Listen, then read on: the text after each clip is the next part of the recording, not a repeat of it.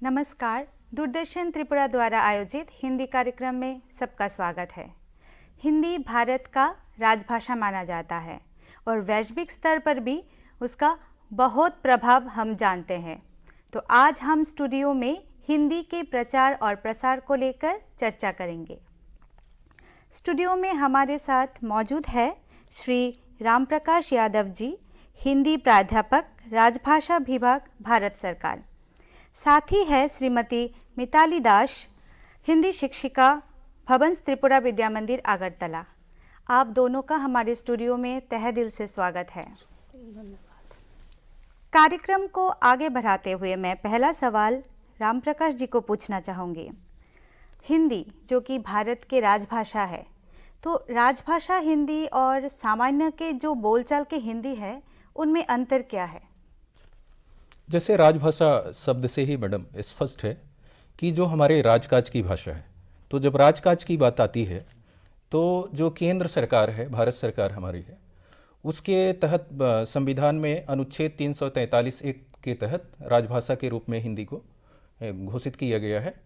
और भारत सरकार उसके लिए क्या कहते हैं लगातार प्रयास कर रही है प्रचार प्रसार के लिए, और जिसमें मैं यहाँ आपके त्रिपुरा में राजभाषा के प्रचार प्रसार के लिए प्रशिक्षण का काम देखता हूँ। तो केंद्र सरकार के जो हमारे कार्यालय हैं, वो चाहे बैंक हैं, रेलवे हैं, दूरदर्शन हैं, तो उनके जो कार्मिक हैं जिनकी मातृभाषा हिंदी नहीं है, तो उनको कार्य साधक ज्ञान प्रदान किया जाता है ताकि वे अपने कार्यालयीन कामकाज में राजभाषा के रूप में हिंदी का प्रयोग कर सकें।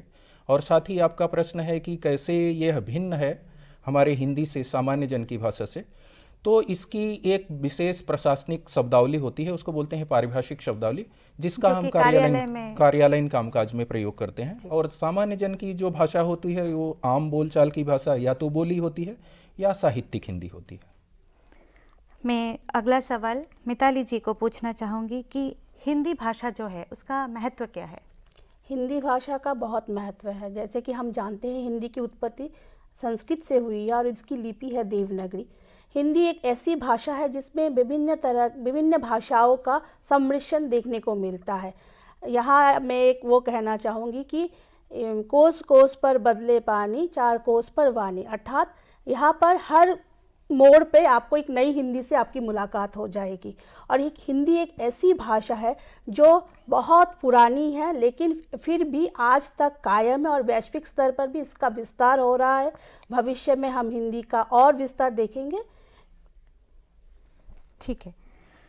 मेरा अगला सवाल राम प्रकाश जी से है कि पूर्वोत्तर के विशेष संदर्भ में राजभाषा के प्रचार और प्रसार का क्या स्थिति है? इसके बारे में मैं अवगत कराना चाहूँगा। मैं यहाँ 2017 में ज्वाइन किया हिंदी प्राध्यापक के रूप में। उस समय विशेषकर त्रिपुरा के जब मैं केंद्रीय कार्यालयों में जाता था तो वहाँ हिंदी के प्रशिक्षण का भी काम लगभग बहुत कम था। आप मान सकते हैं अगर प्रतिशत में देखें तो मुझे लगता है कि 30 से 40% के बीच था। लेकिन अगर आज हम किसी कार्यालय में अब जाते हैं, और अभी मैं सुबह के टाइम आपके निपको अगरतला में गया था, तो वहाँ इस समय 80% तक काम हो चुका है। मतलब 80% वहाँ के कार्मिक हिंदी में प्रशिक्षित हैं। ये बहुत और अच्छा बात है। और उनको हमारे राजभाषा का एक प्रावधान है कि अगर किसी कार्यालय के कार्मिक 80% से ज़्यादा प्रशिक्षित हैं तो उसे नोटिफाइड किया जाता है, अधिसूचित किया जाता है। तो उस कार्यालय को अधिसूचित भी कर दिया गया है कि अब यहाँ के सभी कार्मिक हिंदी में कामकाज कर सकते हैं। तो आप इससे कल्पना कर सकते हैं कि त्रिपुरा में या पूर्वोत्तर के अन्य कार्य प्रसार हुआ है। हाँ, राजभाषा का प्रचार प्रसार। मैं केंद्रीय कार्यालयों की बात कर रहा हूँ जी। और उनके प्रश्न को लेते हुए मैं आपको पूछना चाहूँगी कि स्कूल में जो पाठ्यक्रम है, आप प्राइमरी का ही बोल दीजिए कि हिंदी का उसमें प्रभाव, हिंदी भाषा का हिंदी अध्ययन का प्रभाव क्या है? स्कूल कॉलेजों में आप जब बोल रही हो स्पेशली स्कूल की, और अगर हम प्राथमिक स्तर के विद्यालयों की बात करें वहाँ पर हिंदी का बहुत प्रभाव है। बच्चे अगर हिंदी पढ़ ना सके, लिख ना सके, उन्हें वो भाषा बहुत पसंद आती है। वो अमूमन अपनी बोलचाल की भाषा में उनके शब्दों का इस्तेमाल करते हैं, उसको वो करना उन्हीं की तरह, जो भी वो देखते हैं सुनते हैं जहाँ से भी उन्हीं की तरह व्यवहार करना चाहते हैं। तो हिंदी का प्राथमिक स्तर के विद्यालय में बहुत गहरा प्रभाव है। और धीरे धीरे वही प्रभाव हमारे हिंदी को आगे और ले जाएगा, उसके प्रसार करने में हमें मदद मिलेगी। मैं आपसे पूछना चाहूँगी राम प्रकाश यादव जी, विश्व हिंदी दिवस जो कि 10 जनवरी को है, उसका मनाने का विश्व भर में तात्पर्य क्या है?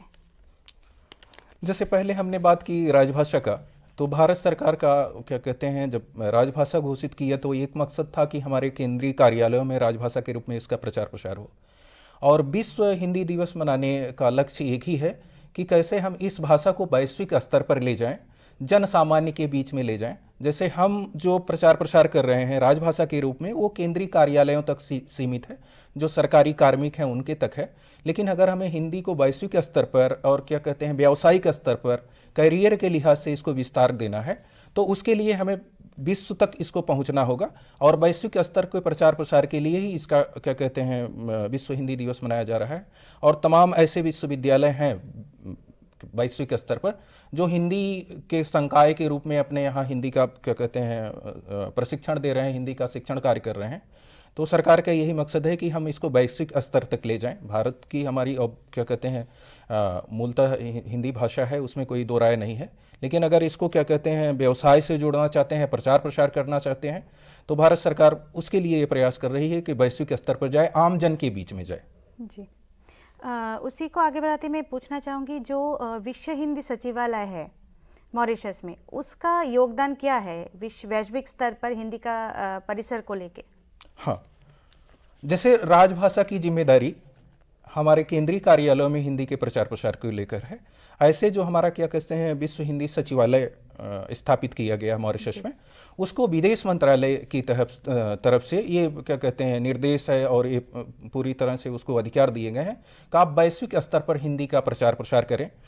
जो हमारे विश्व के विश्वविद्यालय हैं, स्कूल हैं, कॉलेज हैं, वहाँ कैसे हिंदी को बढ़ावा दिया जाए और हिंदी की संभावनाओं को लोगों के सामने उजागर किया जाए कि कैसे आप इससे क्या कहते हैं अपने करियर में और क्या कहते हैं शिक्षण कार्य में, अपने आम बोलचाल में, संपर्क भाषा के रूप में, राजभाषा के रूप में कैसे इसका आप उपयोग कर सकते हैं। और भाषाई स्तर पर आप अगर ध्यान दें तो भाषा आपकी स्किल को बढ़ाती है, और जितनी भाषाएं हम सीखते हैं किसी भी व्यक्ति के, उसकी क्या कहते हैं स्किल में लगातार इजाफा होता है। बिल्कुल।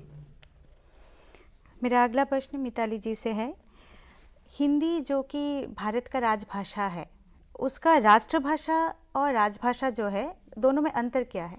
हाँ, जैसे कि आपको पता है कि एक देश के लिए उसकी भाषा बहुत इम्पॉर्टेंट है, बहुत महत्वपूर्ण है। और भारत में राजभाषा उस भाषा को कहते हैं, राष्ट्रभाषा उस भाषा को कहते हैं जो भारत सरकार के कार्यालयों में मतलब प्रयोग की जाती है, आधिकारिक तौर पर प्रयोग की जाती है।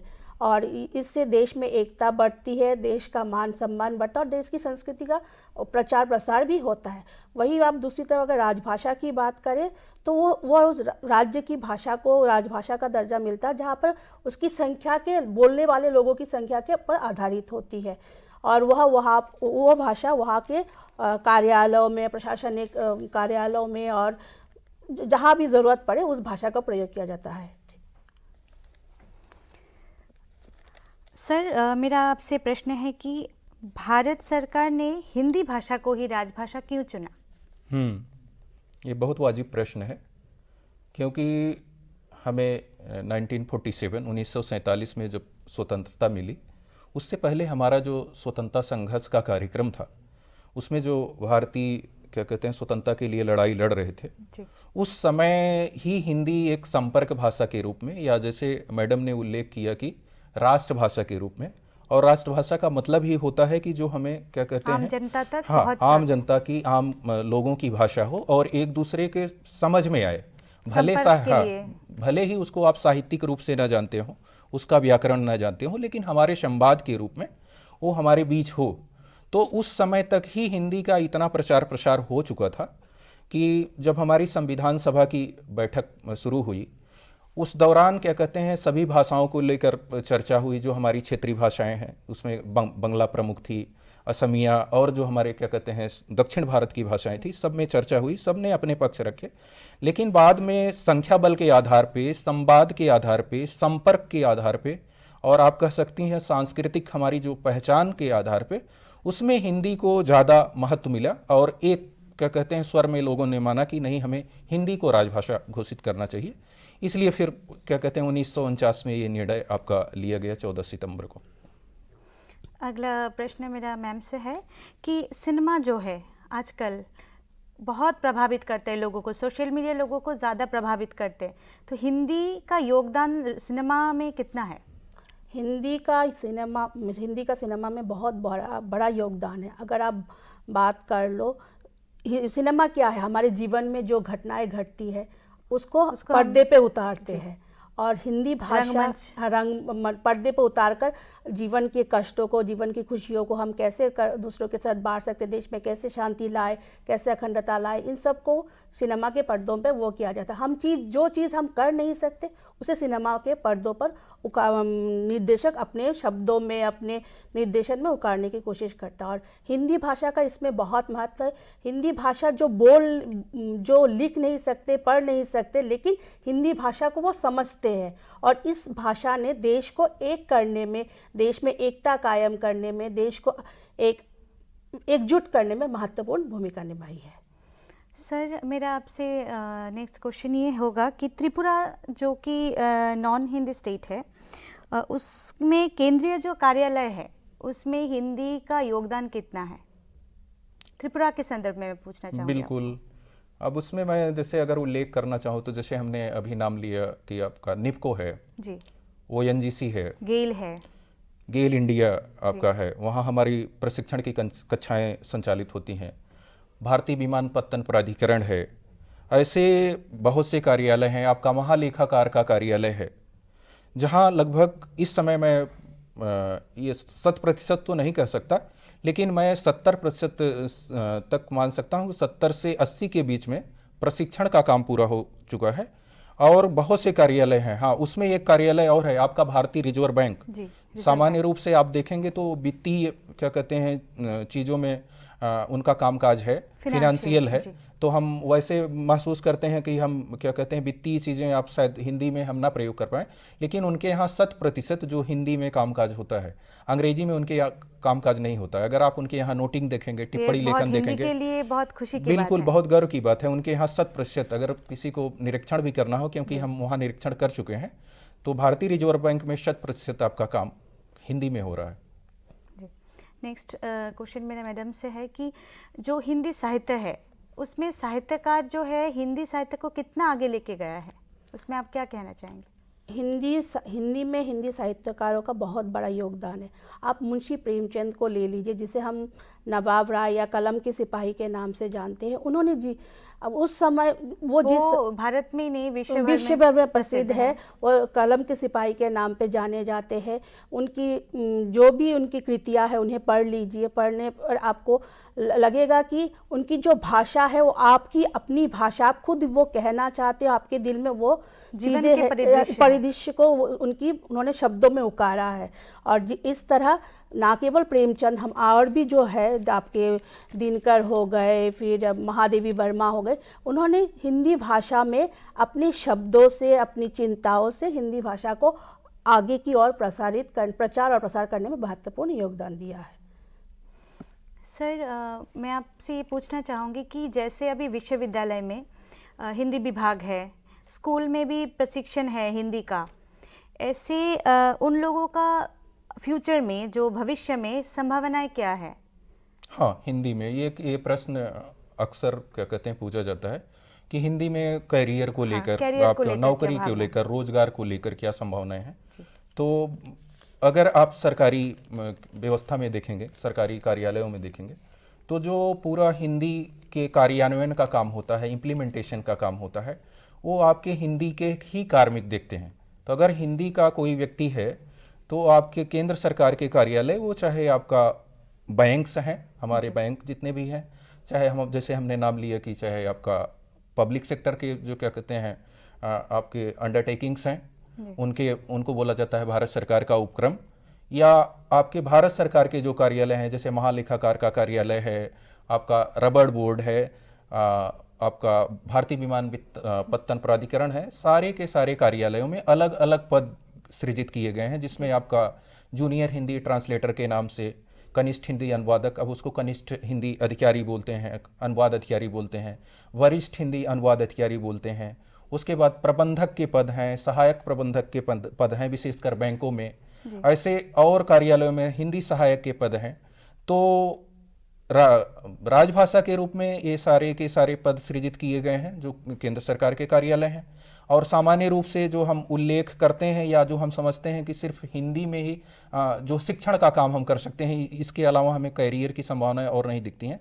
तो ये पूरी की पूरी आपकी कैरियर की संभावना है। उसमें आप प्रबंधक बन सकते हैं, महाप्रबंधक बन सकते हैं, अनुवादक का क्या कहते हैं आपका पद है, और उसके बाद आपका क्या कहते हैं इंटरप्रेटर का पद है, जो हमारा क्या कहते हैं हमारी लोकसभा है, राज्यसभा है, भारत मंत्रालय, उसमें तमाम क्या कहते हैं क्षेत्रीय भाषाओं के, सिर्फ हिंदी की ही नहीं, क्षेत्रीय भाषाओं के भी उसमें क्या कहते हैं इंटरप्रेटर के, अनुवादक के, और क्या कहते हैं कंटेंट राइटर के, प्रूफ रीडर के, ये सारे पद हैं।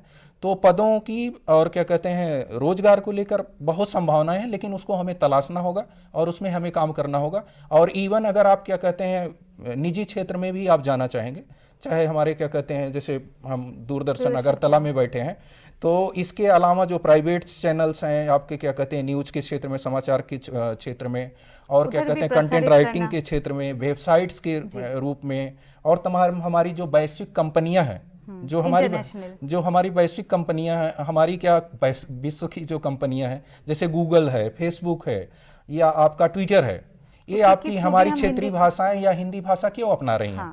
क्योंकि इसमें क्या कहते हैं बहुतायत क्या कहते हैं उनको ऑडियंस मिल रहे हैं, उसमें उनको क्या कहते हैं पाठक मिल रहे हैं, उसमें उनको उपभोक्ता मिल रहे हैं, क्योंकि उनको अपने सामान बेचने हैं। तो उनको उपभोक्ता, तो भारत क्या कहते हैं इस मामले में बहुत बड़ा जनसंख्या के मामले में है और अलग भाषा भाषी हैं, तो इसलिए हिंदी को विशेष तरजीह आपकी देखेंगे। मैं आपको अवगत कराना चाहूँगा, आज से 15 साल के पूर्व आप अगर गूगल पे कंटेंट या कोई फैक्ट आप तथ्य खोजते तो आपको हिंदी में नहीं मिलता था, और हिंदी में उसका विकल्प भी नहीं था। अभी आप क्या कहते हैं गूगल सर्च पे जाएंगे तो नीचे आप देखेंगे तो हिंदी के साथ हमारी क्षेत्रीय भाषाएं भी दी गई हैं। तो वो वैश्विक कंपनियां इस भाषा को समझ रही हैं, तो और भारत सरकार तो अब क्या कहते हैं निश्चित रूप से इसको समझ रही है, जिस पे जोर दे रही है। और हमें तो लक्ष्य दिया गया है कि इसको जितना शीघ्र हो आपको प्रशिक्षण का काम पूरा करना हो। और इधर के दिनों में राजभाषा के रूप में भारत सरकार अलग अलग क्षेत्रीय राजभाषा सम्मेलन आयोजित कर रही है, मतलब क्षेत्र के हिसाब से। जैसे अभी हमारा दक्षिण भारत का क्षेत्रीय सम्मेलन मैसूर में संपन्न हुआ है। तो इस तरह से भारत सरकार राजभाषा को लेकर अलग अलग क्षेत्रीय सम्मेलन करती है। और हिंदी दिवस के रूप में अभी इस साल जो हमारा हिंदी दिवस भारत मंडपम में मनाया गया, दिल्ली में मनाया गया, तो भारत सरकार भी इसमें बहुत सक्रिय है कि हमारे राजभाषा का प्रचार प्रसार और हिंदी का प्रचार प्रसार हो सके। मैडम, जैसे कि आप हिंदी शिक्षिका है, तो बहुत सारे छात्र छात्राओं के भविष्य आप लोगों से जुड़े हुए हैं, तो भारत सरकार हो या स्टेट गवर्नमेंट हो, उनका क्या योगदान होना चाहिए हिंदी पाठ्यक्रम को आगे बढ़ाने के लिए? सबसे ज़्यादा ज़रूरी है, अगर आपको पाठ्यक्रम वो करना है तो उसको उपलब्ध कराइए। जहाँ देखा जाता है आजकल शहरों में आराम से मिल जाता है, लेकिन दूर दराज के वहाँ पर हिंदी का उतना वो नहीं है। सबसे पहले हमें वो ज़मीन उन जगहों को वो करना पड़ेगा जहाँ पर इसकी हम जहाँ से चाहते हैं कि वहाँ का बच्चा भी जाने हिंदी को पढ़े और हिंदी का प्रचार हो, हाँ। तो इसके लिए सबसे पहले हमें वहाँ तक जाना पड़ेगा जहाँ तक हम जा नहीं पाए हैं। साथ में बच्चा पढ़ रहा है, लेकिन हमारे अभिभावकों को लगता है कि मेरा बच्चा हिंदी पढ़ लेगा तो उसका क्या होगा, तो हमें उनको निश्चित नहीं है, हाँ, उनका भविष्य निश्चित नहीं है। तो हमें उनको वो करना होगा कि आप पढ़ाइए, हिंदी को पढ़िए, जानिए, क्योंकि ये एक ऐसी भाषा है जिससे आपका बच्चे का विकास होगा और आपका बच्चा भविष्य में कुछ ना कुछ ज़रूर कर लेगा। क्योंकि जैसे कि सर ने बोला है कि भारत सरकार बहुत कुछ करी है, इसके साथ साथ प्राइवेट सेक्टर में भी बहुत कुछ हो रहा है। आप वो बन सकते हो, कार्टूनिस्ट बन सकते हो, जहाँ पर इलस्ट्रेशन का काम कर सकते हो, आप कहानी लिख सकते हो, आप एडवर्टाइजमेंट का कंटेंट बना सकते हो, बहुत कुछ है। तो हमें वहाँ पर जाकर अभिभावकों को वो करना पड़ेगा, समझाना पड़ेगा। और इसके लिए सरकार को भी स्कूल के साथ साथ सरकार, शिक्षकों के साथ साथ सरकार को भी काम करना पड़ेगा। सर, मैं आपसे पूछना चाहूँगी कि शोध कार्य जो है, हिंदी में शोध कार्य का क्या योगदान है हिंदी को प्रसारित करने में, हाँ, और ये बिल्कुल। कैसा होना चाहिए? जब शोध कार्य के लिए हम फील्ड में, क्षेत्र में जाते हैं, लोगों से संपर्क करते हैं, तो ये एक भाषाई जागरूकता तो बनती है। और विशेषकर अगर हम नॉर्थ ईस्ट में, पूर्वोत्तर में हिंदी का अगर हम कामकाज क्या कहते हैं करते हैं, तो रोजगार की इसमें क्या कहते हैं अपूर्व संभावनाएं हैं। मैं एक उदाहरण देना चाहूँगा। आपका केंद्रीय विद्यालय है, भारत सरकार का है, तो उसमें जब शिक्षक नहीं रहते हैं तो संविदा पर शिक्षक की नियुक्ति करते हैं। तो मैं एक केबी में यहाँ त्रिपुरा के मुझे बुलाया गया था साक्षात्कार के लिए, मैं इंटरव्यू लेने गया था।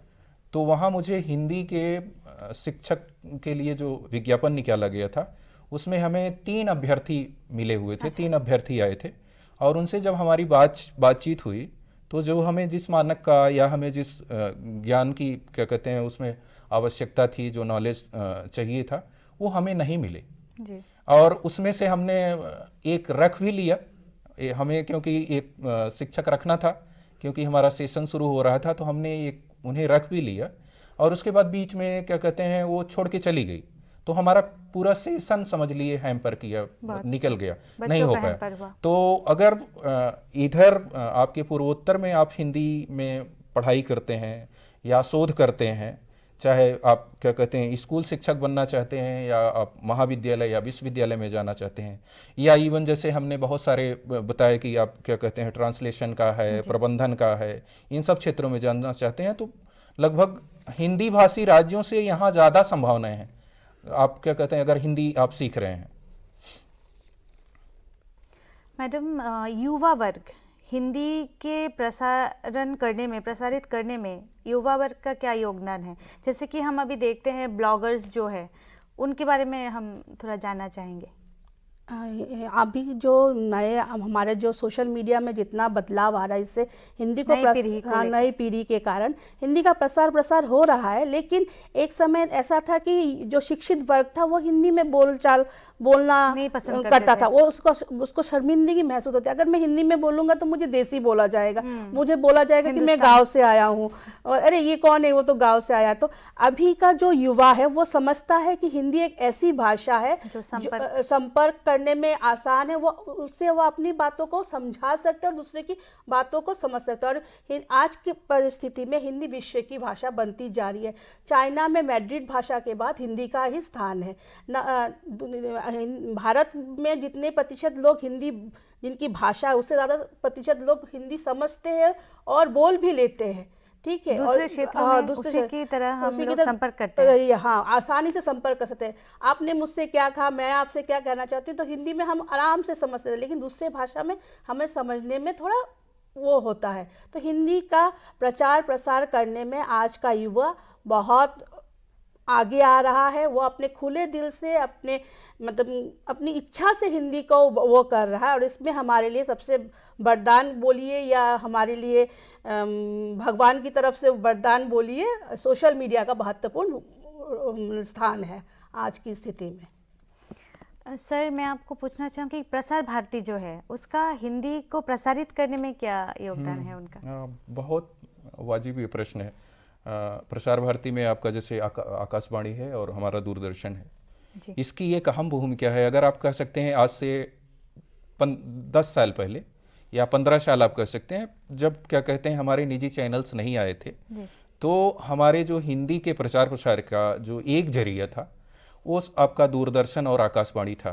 तो आप कह सकते हैं कि हिंदी के प्रचार प्रसार में जैसे आपका क्या कहते हैं आपका मेरुरज्जु होता है, स्पाइनल कार्ड होता है किसी व्यक्ति का, वो ऐसी इसकी भूमिका रही है। क्योंकि दूर दराज के गाँव में, जैसे मैं तो बहुत क्या कहते हैं दूर दराज के गांव से आता हूँ उत्तर प्रदेश के, वहाँ सिर्फ हमारे पास एक ही माध्यम था कोई सूचना समाचार के लिए, किसी परीक्षा परिणाम के लिए या और किसी भी गतिविधि के लिए, मौसम के अपडेट्स के लिए हमें सिर्फ आकाशवाणी से जानकारी मिलती थी। तो आप महत्व समझ सकती हैं कि एक जरिया था जिससे क्या कहते हैं लोग जुड़े हुए थे। तो आकाशवाणी और दूरदर्शन का तो हम योगदान क्या कहते हैं भुला नहीं सकते।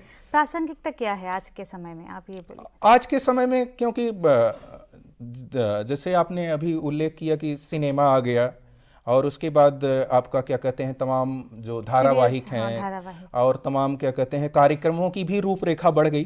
पहले इतने कार्यक्रम नहीं होते थे, अब कार्यक्रमों की भी हमारी फ्रीक्वेंसी और उनके वेरिएशंस विविधता बढ़ गई।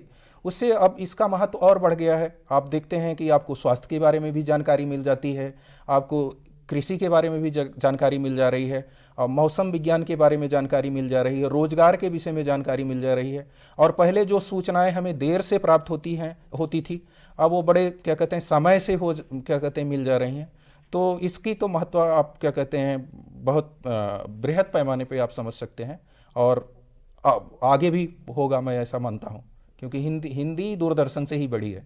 आज भले चाहे जो हम कहें कि सिनेमा और सारी चीज़ें, सिनेमा भी दूरदर्शन से ही प्रसारित होता था, निजी चैनल्स नहीं थे और चीज़ें नहीं थी, तो सिर्फ एक ही हमारा जरिया था, दूरदर्शन ही हमारा माध्यम था। इवन हम जब हमारे गांव में क्या कहते हैं बिजली और सारी चीज़ें नहीं फैली थी, तब पर भी हम बैटरी के माध्यम से दूरदर्शन पर तमाम क्या कहते हैं धारावाहिक या सिनेमा या फिल्में हम देखते थे।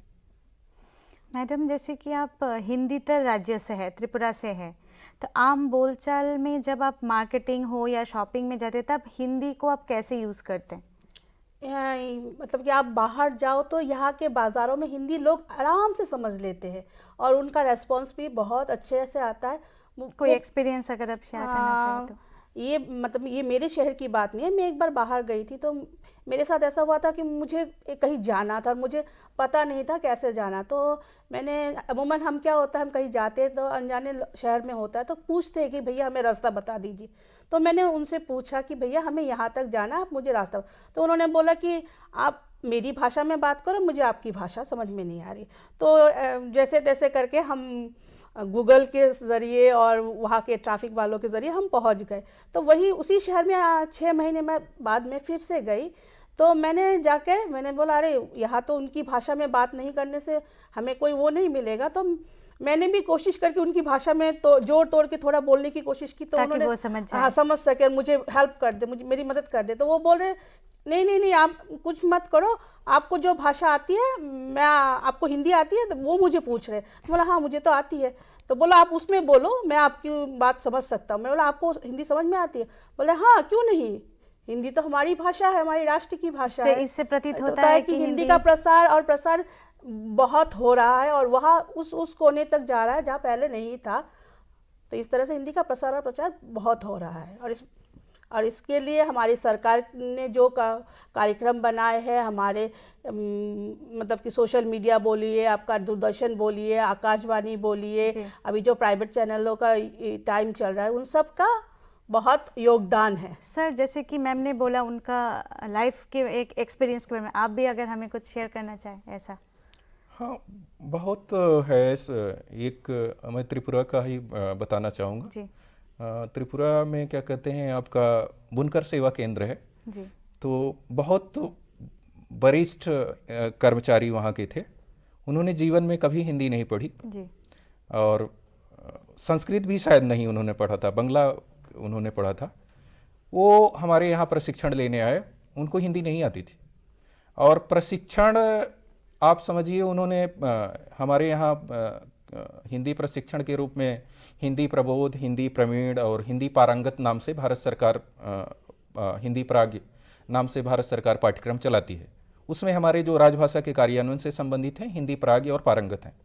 तो उन्होंने हिंदी प्राज्ञ पाठ्यक्रम जब पास किया, उसके बाद मुझसे जब परीक्षा परिणाम आया, उसके बाद मिलने आए, तो उनकी ये बातचीत में और उनके क्या कहते हैं व्यक्तित्व में मुझे बिल्कुल क्या कहते हैं पूरी तरह से बदलाव दिखा जी। और एक दृष्टांत उनके बारे में ये है कि तब से उन्होंने जो क्या कहते हैं पत्राचार या करिस्पॉन्डेंस वो अंग्रेजी में करते थे, उन्होंने हिंदी में शुरुआत कर दी।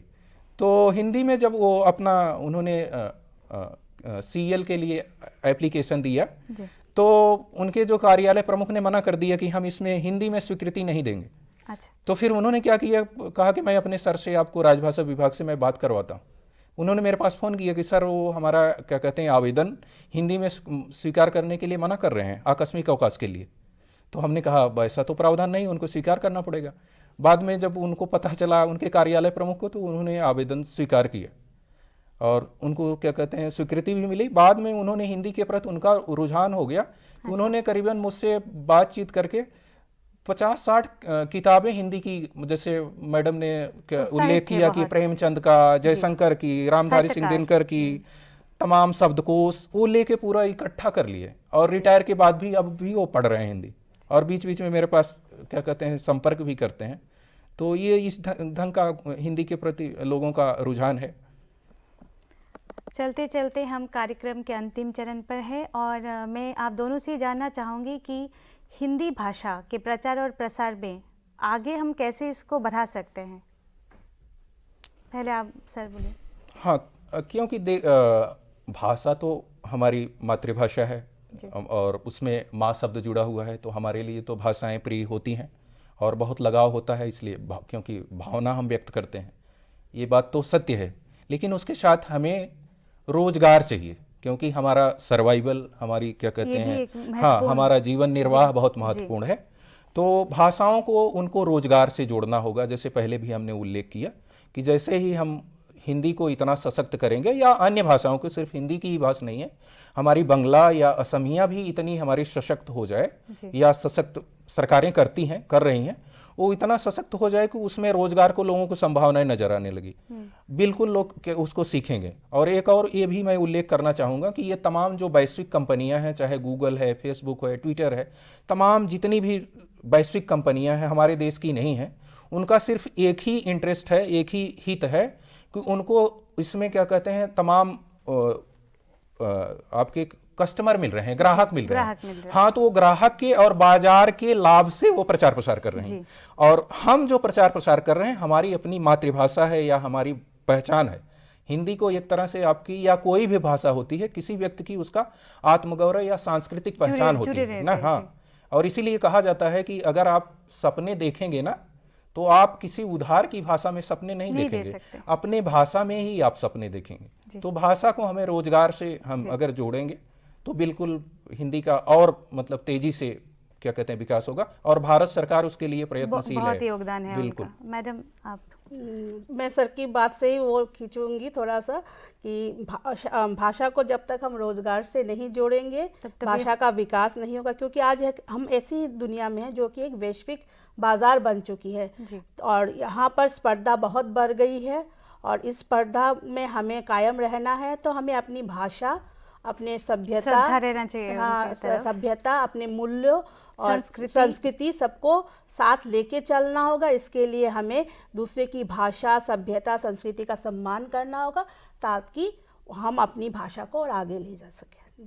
आप दोनों हमारे स्टूडियो में आए, हिंदी के प्रचार और प्रसार को लेकर हमें इतना जानकारी दिया, आप दोनों का तहे दिल से धन्यवाद।